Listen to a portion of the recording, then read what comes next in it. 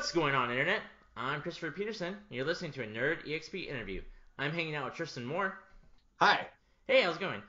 Tristan is the co-founder of Broken Window Studios. So, Tristan, how'd you find Broken Window Studios? What's kind of the origin behind that, and what's some of your history with game design? So, I've been working on games, film, and simulation for a little while. I think technically since 2010. My first job was actually a military contract where we didn't do anything violent, but I worked on an AI simulation for interrogations. And then after that, I went and I did some small projects in film, including working on the movie Due Date and being an extra in the movie Year One with Jack Black. And then after that, I ended up getting a job at THQ, where I worked there for a little while before they shut down. Then I worked at a company called Redacted Studios, which is out of Palo Alto, and we did a bunch of games there that ended up not really shipping or not really completing, but I ended up getting like this itch to work on my own projects. So we ended up setting up a Kickstarter, myself and my wife, for a game called Grave, which is a survival horror game that's still ongoing development. And we were successful with that, and so we ended up getting a little bit more resources so we could start working on a couple of projects, and we launched Reflections on early access because that was something that we had already kind of had in development. And we're trying to get that game released by the end of the year, and then Grave shortly following. And yeah, I mean, I guess that's kind of the short story of the history of the company. We really just like straight up decided that we wanted to make games independently. And my wife had worked at Sony before that, and I had done my stuff at THQ and Redacted and a bunch of other random things. And so we were just like, hey, you know, we've got a pretty decent set of skills to do this kind of stuff without too much oversight. And so why don't we just try doing it and see if people like it? Yeah, so you mentioned Reflections. I had a chance to play Reflections at MomoCon in Atlanta this past Memorial Day weekend. It is very reminiscent of, and I hope this isn't derogatory to you, kind of the walking simulator genre that's coming up, where it is more story-based gameplay in that kind of genre, as opposed to necessarily fighting protagonists. It's more of discovering this either very specific story or even maybe kind of learning something of yourself. What made you decide to kind of go in that direction?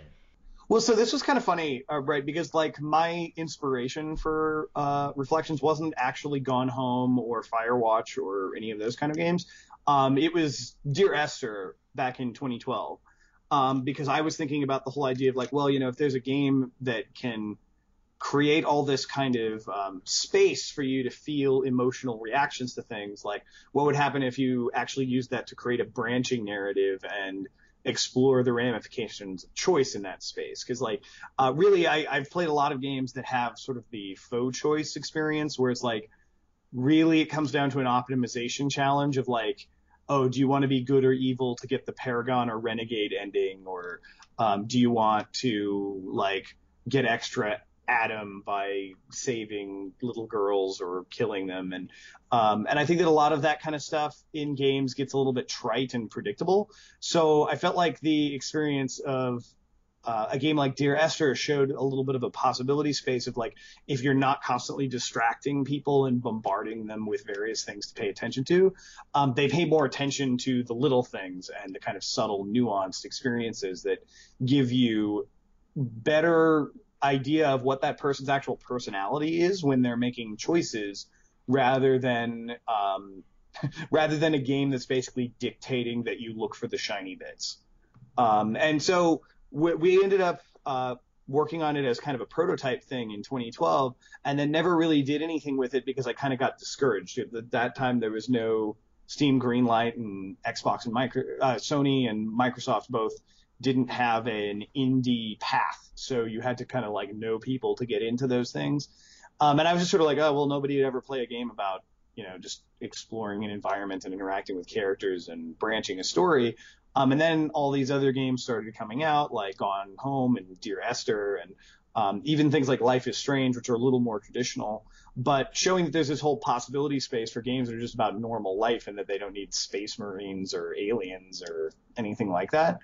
And so we decided to take this thing that we had on the shelf and like bring it out of retirement, and turn it into a full game experience. And so we went on to early access, and we've gotten a lot of really good response so far, and we've been improving the game as we go. I think really for us, we want to focus on the idea of how games affect decision making and kind of the psychology side of that, of how I believe a lot of gameplay behavior is either trained or learned through gameplay. And so for Reflections, we really want to make the point that the system can work the opposite direction of like, if you just do what you want to do, the game can be reactive to you rather than trying to force you down one specific kind of path. And so that's where the whole branching narrative system that we're working with called our StoryTeller came to be. So you kind of touched upon a couple times this branching narrative and how you don't like the Mass Effect color choose your own ending. How widely different can you put this character's path? Like, can they become president of the United States or end up a felon on the run? I mean, what's kind of the scope of how different this life can be shaped as you play through? So I will say that it is not an unlimited set of options.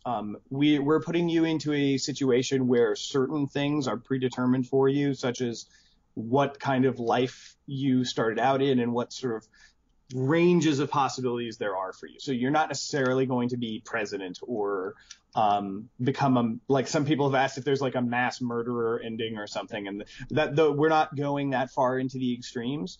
But what we are trying to do is build a core set of experiences that relate to a lot of things that can be expressed through gameplay. So right now we have about 5 different variations of Act 2 that each have a bunch of different sub-elements that get swapped in and out in terms of relationships and specific interactive features based on what you did in Act 1. And then we branch it out into one of 13 different endings based on the behavior in those other 2 progressions based on what you did in those earlier segments. And so that ends up creating kind of a wide possibility of mixing and matching between those different scenarios. And then we use things like our early access community to give us ideas for things that we think would feed back into your experience. Because just to give an idea of how it works, the game is not directly about choice. It's more about the butterfly effect of you behave in a certain way, in a space, in a context, and you do what seems immediately expedient to you. And then we jump ahead in time and we show you how your life might have unpredictably been altered by both predictably and unpredictably actually, been altered by the actions that you take in those segments of gameplay. So it's not about basically you can do whatever you want. It's more about interacting with that feeling that we have in our own lives of, well, I did something that led me down this path, and if I look back, I can probably see the threads of connection there, but it's not a direct line between, like, I want this, so I get this. And it's more of, like, what is your tendency as a person, and what life opportunities might have been opened or closed to you based on that profile of you as a person. So when I had a chance to play it at MomoCon, there's this butterfly effect is represented through the color palette. So the world seems kind of black and white as you move around, and as you open a door or drawer, stuff starts to be filled in to facilitate like what you've interacted with. Does the butterfly effect take kind of some of the unforeseen consequences? Is me moving the football from the bed to the couch going to transition me from a different ending or a different life scenario? Or is it more kind of more transparent? It'll be more based off conversations and how I interact with the other members of my family and friends. So the short answer is that it's a little bit of all of that, because in Reflections, all of the things that you interact with have the potential to shape your outcome. But what we do is we have this system we call our StoryTeller system, which is the profile mechanism, and it's kind of like a personality quiz when you're like taking a quiz online or something like that, and you're trying to figure out which like Star Trek character you are or which Sex and the City character you are. Not that I've ever watched that show, of course, but you're totally a Charlotte. I think actually that could possibly be the case, or a Carrie. But yeah. Anyway, so yeah, I think the thing is that everything is part of your tapestry, and in the long run, what ending you get may not be completely determined by just one action. It's more of the aggregate of all of the actions and the trends that you have in those actions that will choose your larger path.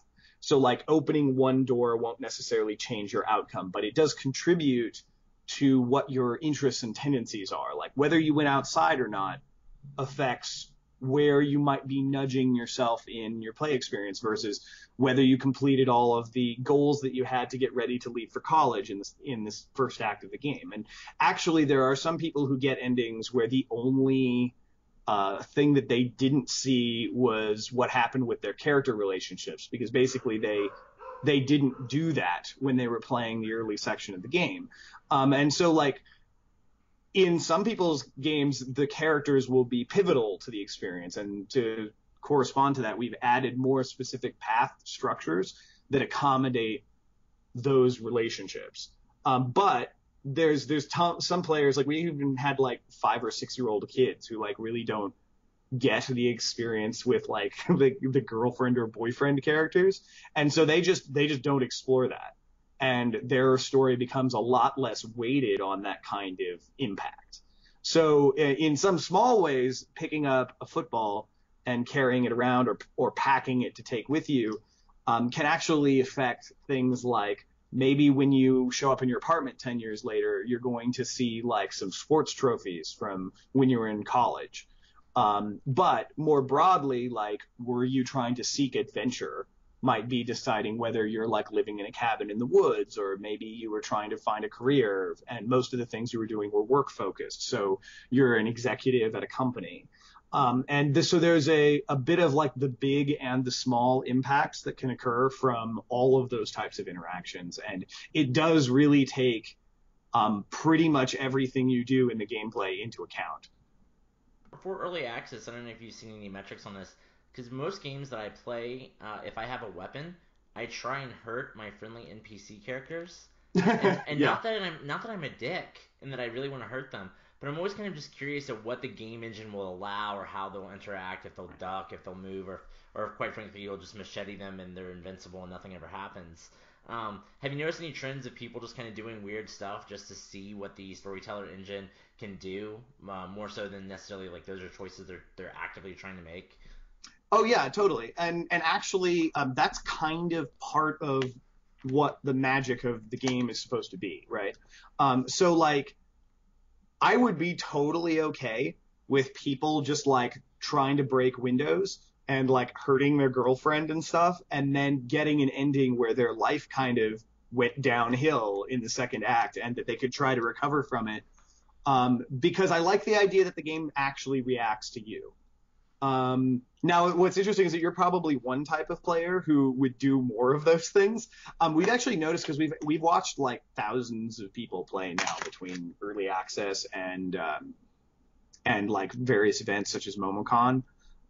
We showed at GDC, at IndieCade, we were at Boston Fig, South by Southwest. We've gone to a lot of events, and we've shown the game at all of them, and we've noticed that the people who try to throw things to break stuff are a certain percentage. And interestingly, it's substantially less than half of the people who play who try to do that. Some people literally don't even think of it. And in fact, some of them, because of the way the game is structured, get a little bit uncomfortable with the idea that they would have even accidentally like hurt one of the characters. But we try to make the game so that it responds as much as possible. And actually, that's one thing that's kind of interesting, is I made the decision that we currently don't allow windows to be broken by throwing objects at them. But I'm actually going to make an update soon that does allow you to break windows or like damage objects in the environment by throwing them, because we want the game to feel reactive, and we're also building a path around that shows you where your outcome is if you're like kind of crazy.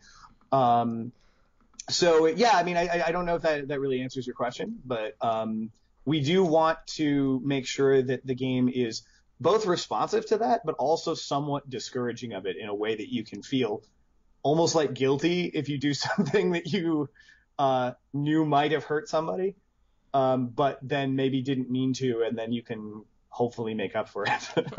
Yeah, I think your game's gonna tell me that I'm secretly a psychopath, and like I haven't realized this whole time. Oh, well, actually, there's something that's kind of funny about that is we found out that a bunch of people were throwing footballs at their girlfriend. And when we quizzed them afterward, they basically said they just wanted to see if she would catch it. So there are some people that actually are trying to do things that are not violent, and so we're actually adding in new interactions there so that when you're doing it and there's a plausible justification for it, that the game will be accommodating of what you might think you were intending to do. But if you like throw darts at your girlfriend, it's not going to work out so well. So you kind of talk about this example of the game like reflecting the person. Is there any concept of a report card or a personality test at the end of it that says like, hey, you did this, so this means that you are a INTJ, or any kind of psychological test, or is it kind of what ending you get and lessons that you take away from yourself more so than necessarily a printout at the end that says, oh, this is what I learned about myself from reflections? So the game's not a clinical study, so we're not doing anything like that's literally psychology based. The game is foremost a narrative experience. So when you play the game and you go through till the end, I will tell you that the process of replaying the game is somewhat woven into the concept of the narrative. And I'm not going to explain that in any more detail, but there are certain elements of how the system comes together and what you see as part of your ending that suggest that maybe trying again and getting a different experience is part of the game world. But other than that, we also show a progress map. So when you complete a section of the game with your path, we show you like a percentage of how many of the paths that exist in the world that you've seen, and kind of give you a loose label of what the experiences were that you had. But we try not to be super judgmental or say that like, oh, this means you're a jerk, or this means that you were super adventurous, or this means that you were lazy, or anything like that. It's more like we want it to feel more like the experience of actually evaluating your own life in like, hey, I can look back and I can see a line from here back to a certain point in time where it's like, this is the path that I got, but what other possibilities might there be? Like, where is there a divergence there where it could have gone somewhere else? It could have done something else. And that's kind of what the game is about, is like looking at, oh, well, I ended up being unemployed at one point after school, and then I decided that it was because I really just wanted to go out and explore, and so I moved to the forest and just had a different type of life, and that's your kind of unique story that is this combination of moments. And hopefully that will encourage people to try out what would happen if maybe they did something that they hadn't done the first time. So how long is the average? And I'm sure in an exploration game like this, there's a lot of variables depending on how many rooms you go into, how much you mess around. But what would be a good barometer to say the average playthrough is? Well, so there's actually a little bit less variation in Reflections than there is in a lot of other games, because there's no win condition in basically any of the segments of the game. So the only condition is really time. So you can do whatever you want to do during the days that you have in the story segments, and you can end those days early, or you can take a little bit longer and sort of run out of time in that Shenmue way of like, oh, you checked your watch and it's like time to go home type of thing. But overall, the game is about an hour long on the current early access model, but we will have 3 hours of content for a single playthrough by the time the whole thing is done. Right now we're adding in a bunch new levels, and we'll start streaming them into the early access users over the coming weeks. So we started with kind of our core experience and have been testing that out. So the game is fully playable from end to end, in that you can get an Act 1, an Act 2, and an ending experience. And now we're like drilling into those segments and giving you more content for that. So like, for example, we're adding in a section where you can actually experience your own birth in the hospital, and go back to the house and like learn to walk And so we have a little bit of introductory segments that get you acquainted with the game by actually like growing up in the early part of the game. And then we're adding in some segments a little bit later in your life, including a fully playable interactive ending. Whereas right now it's more of like a text, like a Fallout kind of ending. And so basically we just wanted to make sure that when the game is done, it's giving you a really full experience. And I think it's comparable to things that you might expect from something like Firewatch or maybe Gone Home, though probably a little bit longer than that. With the exception that the game has probably 9 times the content that you see in one playthrough, so you probably want to check it out a couple of times. Yeah, I was going to say, I feel like the replay value, if someone really digs into the game, will give it a lot of legs and a lot of opportunities to kind of explore and mess around and see how things could have gone. For a game like this, I feel like there's a natural inclination to wonder, is this any way autobiographical for you or for your wife or anyone involved, or are these completely made up events and stories? Well, actually, so it is. It's not exactly autobiographical, but it is conceptually related to the feelings that I've had in my life about various choices that I've had. And some of those things are actually things that, since I've been the writer on the game, that I've sort of borrowed from other people. So like I've borrowed stories from my wife, and I've borrowed stories from like our programmer, and I've borrowed stories from friends.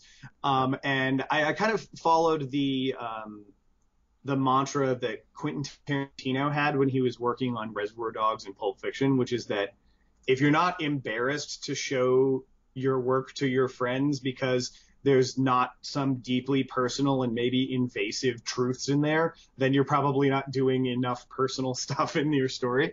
So I'm working on putting a lot of that kind of stuff into the game. And I mean, really the whole genesis of why the game existed was I was about to graduate from college when I started working on it. And so I started thinking about how the experience of going to college by itself seems like this really big deciding factor in your life, but it's not as true that just going to college and getting a degree in a certain field will lead you to the outcomes that you want in your life. So the way that I kind of translated that into games is that like most games would have you pick your path by saying, do you want to go to option A, B, or C? And like, to me, that's kind of a parallel for what do you want to major in college? But I met a lot of people that majored in exactly the same thing that I did, which was game development. And they didn't end up all going into game development, even though they got a 4-year degree in it. And so the experience that I came away with was this kind of feeling that it's not really any of these big choices you make. It's what you end up doing every day that ends up defining the path that you take. And that's why we're taking this approach to narrative, which is about this profiling of your activities rather than any explicit choices, because explicit choices don't really pick your path, at least in my opinion, in real life or in Reflections. You have a 4-year degree, worked at THQ, working on your own studio. What advice do you have out there for people out there doing their first ones and zeros and getting into game development? Like, what are some steps to kind of get to where you are if that's their goal? Well, I think there's a few things I would say. I mean, one of the things I would say is don't expect too much too quickly, because I literally wanted to make video games from the time I was 11 years old. I think the game that I really converted on was Metal Gear Solid. But I was also a really big fan of the Silent Hill games and Resident Evil games, and those things just blew my mind when I finally got a chance to play them. And so I really wanted to make that happen, but I couldn't find a way into it until I found a school that taught some courses in it as part of their community college degree, and then I did a little bit of courses there, and then I went into a 4-year degree, and then I came away from that, and then I got jobs, and then those jobs shut down, and I got more jobs, and then those jobs shut down. And but what I was doing the whole time was I was aggressively trying to pursue my own skill set and be more useful. So my goal the whole time was to basically be an ideas guy for games, like come up with my own game experiences and make those games. But what I realized as I was progressing through that is that I also had to actually be able to make those games. Like I couldn't just say, oh, I remember, cause I was going through my old emails recently. I sent a letter to an, PlayStation magazine where I was asking them if they could connect me with people who would make my video game, when I was a teenager. Yeah. And and then I also I wrote up a coffee shop flyer that was basically like, hey, the people who made Max Payne kind of started out in their garage, and so could we. Like, you should email me and we should make a game. And and all those things were kind of misguided and silly. But basically what I found out from that was I just didn't stop trying to find a way in. And a friend of mine once told me that you're going to make 10 games and the first 9 of them will be terrible, but then by the 10th one, maybe it'll be okay. So I just kind of advocate for people to try to get 10 games under their belt as quickly as possible, even if they don't finish it, even if they don't think it's great, even if it's only a 48-hour game jam where you just sit down and try to make some games with friends over a weekend. That kind of stuff is invaluable in solving problems rapidly, and then you'll suddenly turn around and realize that you're actually a lot more competent than you thought, and the time will go by quicker than you think. Yeah, I think you touched upon something that people need to reiterate upon is you wanted to be an idea person, and then you realize that's not a real thing. That you need to be someone who can do stuff. That everyone has ideas. I mean, and ideas are great, and we need ideas. But implementing that idea is worth so much more than just coming up with it. Yeah, actually, so when I talk to people about that, that's the one thing that I don't think that they fully consider is that when we say that everybody has ideas, that really means that everybody has ideas. And that includes people who have $5 million. And that includes people who've been working in the game industry for decades. That includes people who have shipped titles that made millions of dollars. And so when people, we actually get messages sometimes from people, because we've had our studio for a couple of years now, people will message us and say hey, I have an idea for a game. Will you guys make it? And I kind of just have to say to them, I've got probably 8 games that I want to make before I even run out of the current ideas that I have. And then when I run out of those, I will probably have already reloaded 5 or 6 more new ideas that I want to put into a game. And for me, I'm in a lucky position because I own my own studio and I can actually make those games happen. But when people think that they're going to be an ideas guy, what credibility do they have to supersede somebody else's vision for their own game designs or production goals, if they don't pay their dues and they don't learn to be a contributing member of the team? And then just one other thing I wanted to say on that is that actually a lot of people don't realize how bad their ideas really are until they try to implement them. And some of that can be as simple as in theory, it's a good idea, but there's 27 different ways you could make it work, and 26 of them actually don't work. Or it could be something just that maybe you haven't really thought through this idea. Maybe ninja jet skis aren't as fun as you thought, or something. And so being more competent also makes your ideas better. You're not going to just say something that's super pie in the sky and super abstract, and you're going to be able to have a better idea of whether it would actually work in practice. All right. I think that's great advice for everyone in any field, really. So Reflections is available on early access right now. Sounds like there's on Steam. Sounds like there's a lot more content out there. So if you've liked what you heard, pick it up now, and you'll get to see the game grow. If you want to wait till it's out, it'll be out on PC, Linux. And then you also mentioned after that PS4 and Xbox One. Also Mac, yeah. So and I did want to mention that while we're in early access, we're 50% off what the price will be when it fully launches. So you get the full version of the game if you buy it on early access, but it's only $9.99, whereas it'll be $19.99 when it's done. And if you wait for the consoles, they'll be a little bit later than the PC Mac Linux version, just because we're a small studio and certification for consoles is quite challenging. So we're probably going to release towards the end of the year for the full version on PC, Mac, and Linux, and then do the consoles after that. All right. Is there anything else that you want to call out about Reflections? Well, I don't know. I mean, I think if you guys think this game sounds interesting, I would say that I actually am not a big fan of walking simulators, so I actually call this a walking simulator for people who don't like walking simulators.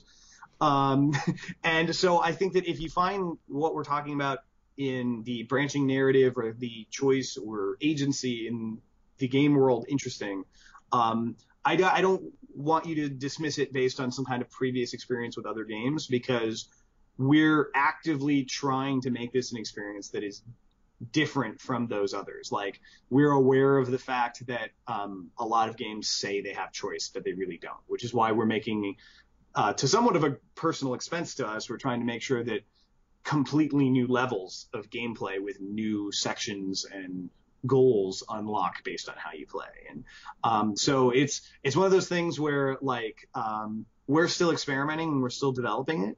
But I think that we have a cool opportunity here to take feedback from the community to build something that is actually more genuinely what players expect for a game with choice. And I just want people to give us a shot if they're at all interested in that. All right. If you're interested in hearing more from Tristan, he's Tristan Parrish on Twitter. Check out reflectionsgame.com for more information.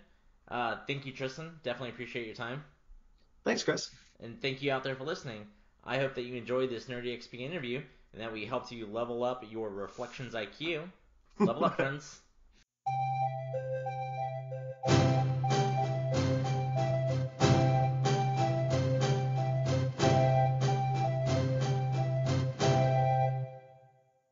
One thing I thought of that I didn't necessarily want to grill you on, which you probably thought of already, how's the color interaction going to work for colorblind people? Like, is there going to be any notification for them, or I don't know how, like, the world going from black and white to color, if that's even something they'll be able to pick up on, or are they interactive objects? As far as colorblind, and by the way, you can include this in the podcast if you want to. I mean, I know that it's something that we've actually been asked a lot. But for colorblindness, there's a lot of different types of colorblindness. And the solution for colorblindness is usually to set a certain kind of spectrum for colorblindness and compensate for it with a post effect on the camera. And so usually it means that, like, basically making things into different ranges of color or different intensities of color based on people who experience colorblindness. And so, like, not everybody has complete color blindness, like they don't just see in black and white. Most people have, like, red green, I think, is the most common one. And so basically what we want to do before we fully ship the game, it's probably not going to happen right away, but we're going to add in a menu option for a colorblind mode, and it's going to default to off, but it's also going to have a few presets that basically just change the colors of the environment to match what they would not see through color blindness. And so we'll probably have 2 or 3 different profiles for that.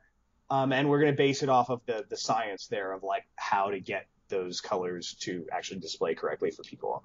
Now that's kind of the more complex answer, but I think one of the other things that's worth noting is that for people who are colorblind, their experience with Reflections will not be impeded by not seeing the color. They can play the game and not be aware of the colors that are changing. It would just give them fewer hints or clues about how things might be affecting their outcomes. So they could still play it normally even if they didn't pick the colorblind modes, but we want to make sure that the game is as inclusive as possible, and it has kind of like a big tent. So we're going to try to get those modes in the next couple of months.